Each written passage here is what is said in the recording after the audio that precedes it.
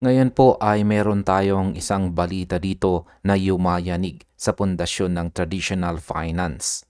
Alam nating lahat na sa loob po ng maraming dekada, ang SWIFT ang hari ng global payments infrastructure.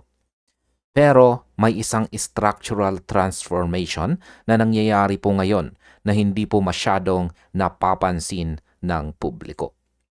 Base po sa title ng balita natin dito, mula dito kay Times Tabloid, sabi dito ay 60% of SWIFT listed banks are Ripple XRP related. Ang legacy banking system at ang blockchain-based settlement systems ay tuluyan na pong nagtatagpo. Hindi na po ito usapin kung sino ang papalit sa kanino. Ang mga financial institutions ngayon ay bumubuo ng tinatawag na layered payment architectures. Pinagsasama po nila ang SWIFT messaging, regional clearing systems, at ang umuusbong na distributed ledger technology o DLT. At heto po ang pasabog. Ayon po sa analysis ng analyst na si Diana dito, mahigit 60% ng mga bangko na nasa listahan po ng SWIFT ay may kinalaman na ngayon kay Ripple at sa ecosystem ni XRP. At ayan, sa video na ito ay pag-uusapan po natin ang malalim na overlap na ito. Aalimin po natin kung bakit ang mga bangko ay hindi na umaasa sa iisang network lamang at kung paano si XRP ay nagiging liquidity layer sa isang hybrid global financial system. Kaya ihanda po natin ang ating mga sarili dahil ang balitang ito ang patunay na ang Ripple era ay hindi na lang isang teorya, kundi isang realidad na nangyayari sa loob mismo ng mga pinakamalalaking bangko sa mundo. Ayan, basahin po natin dito ang aktual na sinabi ni Diana. Sabi niya, 60% of SWIFT listed banks are Ripple related. Probably nothing. Ayan po, sa post ni Diana dito sa X, isa pong kamakailang SWIFT framework announcement ang nagbanggit ng mahigit 50 supporting banks. Ang nakakagulat dito, marami sa mga bangkong ito ay mayroon na pong operational o exploratory ties kay Ripple. Ang mga koneksyong ito ay hindi lang basta testing lamang. Ang iba po ay gumagamit na ng custody services at ang iba ay may payment integrations. At ang marami ay aktibong sumasali sa RippleNet. Sa aking opinyon ay isipin po ninyo ang laki ng numerong 60%. Ibig pong sabihin, higit sa kalahati ng mga bangkong pinagkakatiwalaan natin sa SWIFT ay nakasilip na o nakatapak na sa mundo ni Ripple. Kaya sa tingin ko, ang 60% overlap na ito ay patunay po ng isang napakalaking strategy shift. Ang mga bangko ay ayaw nang magkaroon ng single network dependency. Ayaw po nilang nakatali lang sila sa SWIFT. At bakit? Dahil po sa mahal na transaction cost, mabagal na settlement speed at mga regulatory requirements na minsan ay nagiging hadlang. Kaya sa aking pananaw, ang mga bangko ay nagiging smart arbitragers. Pinipili po nila ang system base sa kung ano ang mas mura at mas mabilis para sa bawat transaction. Kung ang isang transaction ay mas mainam dumaan sa RippleNet, dito po nila ito padadaanin. Ang 60% na ito ay hindi lamang po numero. Ito po ay isang critical mass. Kapag umabot na tayo sa puntong ito, hindi na pwedeng baliwalain ng SWIFT ang presensya ni Ripple. Kaya ang realidad, ang katotohanan po ngayong taong 2026 ay simple lamang. Ang blockchain ay hindi na disruptive replacement, kundi isang supplementary infrastructure na kailangan ng mga bangko para mabuhay sa modernong panahon. Ngayon ay pag-usapan naman po natin ang blockchain strategy ng SWIFT. Yan po ang tinatawag nilang parallel tracks. Sabi dito, Diana described this approach as a parallel track strategy. Under this model, SWIFT continues to support its legacy infrastructure while simultaneously introducing blockchain-enabled settlement capabilities. This allows banks to adopt new technology incrementally without abandoning existing compliance and operational systems. Ayan. Ayon po sa balitang ito ay sumasakto sa mismong development ng SWIFT. Kasalukuyan po silang bumubuo ng sarili nilang blockchain-based ledger para i-modernize ang cross-border payments. Inaasahang lalawak pa ito hanggang sa dulo ng taong ito, 2026.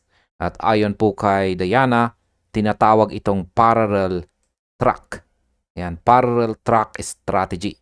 Sa madaling salita, pinapanatili po ng SWIFT ang kanilang lumang infrastructure or legacy system habang sabay na naglalatag ng blockchain-enabled settlement capabilities.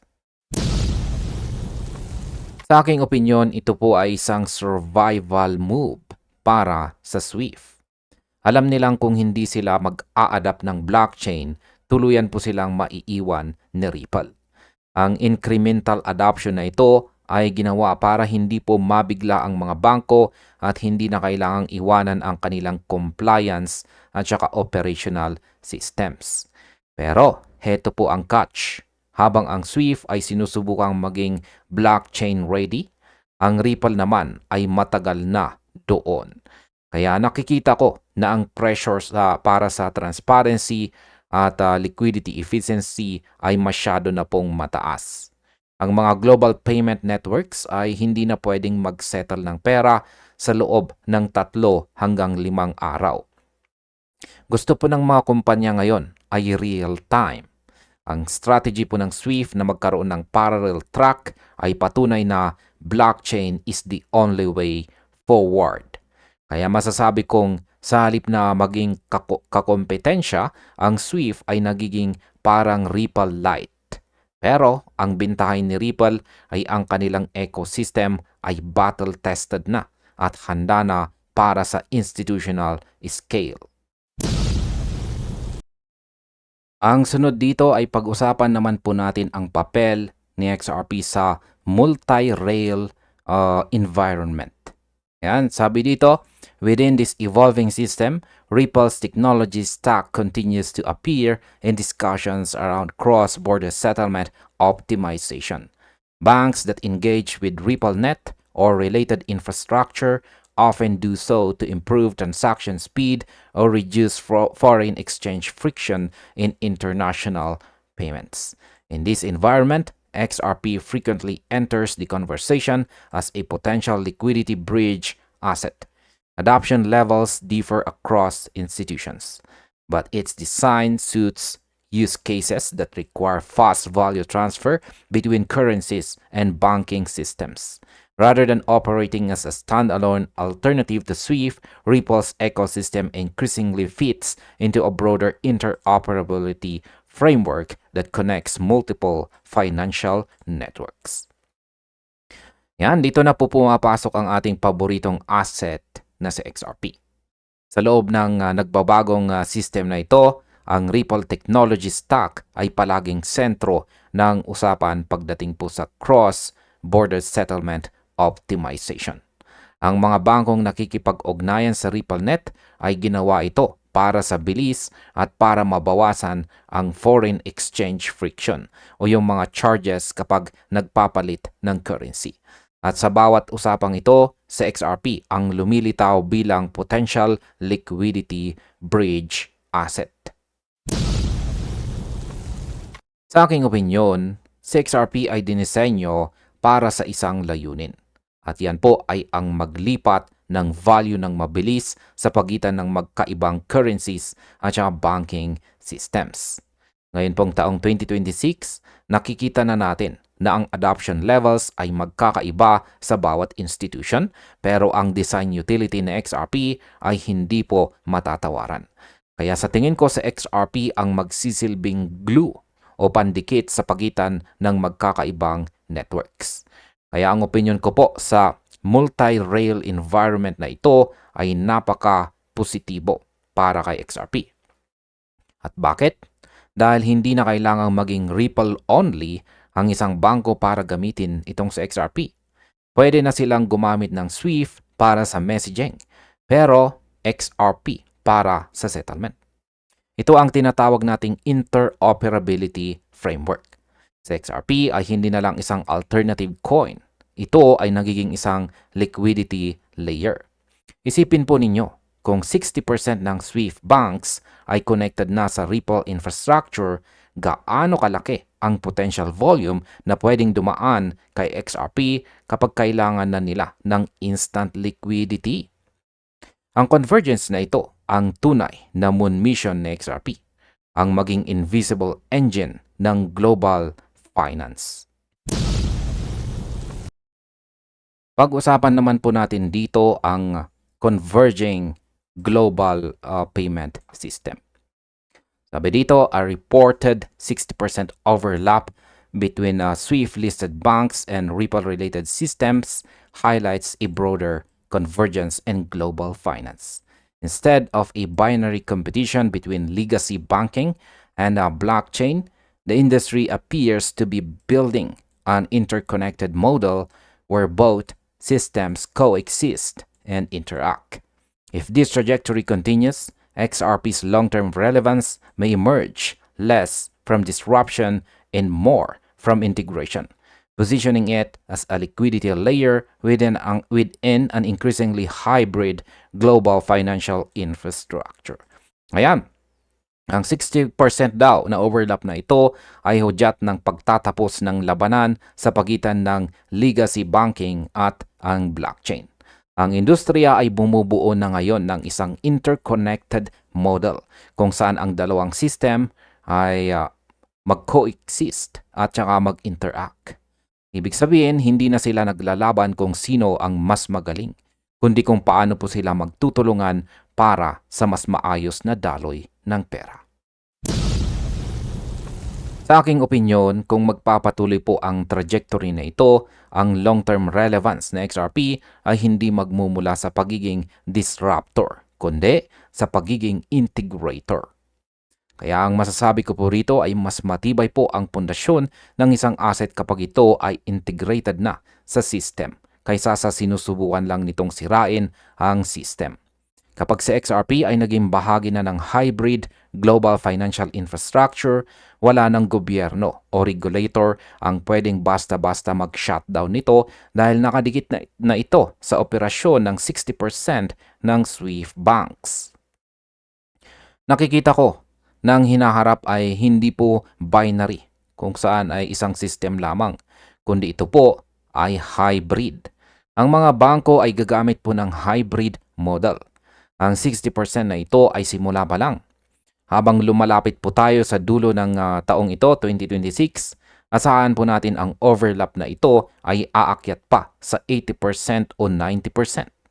Si XRP ay hindi lang basta currency. Ito po ay nagiging standard for liquidity. Kaya para sa akin, ito ang pinakamahalagang balita na dapat nating baunin. Ang integration ay mas matamis kaysa sa disruption. Kapag naging bahagi ka na ng machine, hindi ka na pwedeng tanggalin. At sa kabuuan, ang mensahe po ng balita natin dito ay malinaw. Ang global payments infrastructure ay sumasa ilalim na po sa isang hindi na mapipigilang pagbabago. Ang 60% overlap sa pagitan ng SWIFT at Ripple-related systems ay hindi po isang coincidence. Ito ay bunga ng maraming taon ng pagbubuo ng teknolohiya at pagkuha ng tiwala ng mga institution.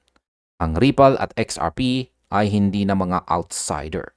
Sila na ang nasa loob ng kwarto, kasama ang mga pinakamalalaking bangko sa mundo at kasama ang SWIFT. Ang hinaharap ay isa pong interconnected financial world kung saan ang bilis, transparency at liquidity ay hindi na mga luho, kundi mga standard. Kaya manatili po tayong alerto, manatiling maalam at laging tandaan na ang bawat balitang gaya nito ay isang hakbang patungo sa mundong pinapangarap nating lahat para sa digital assets. At hanggang dito na lamang po tayo sa video na ito mga ka-crypto. Marami pong salamat sa panonood.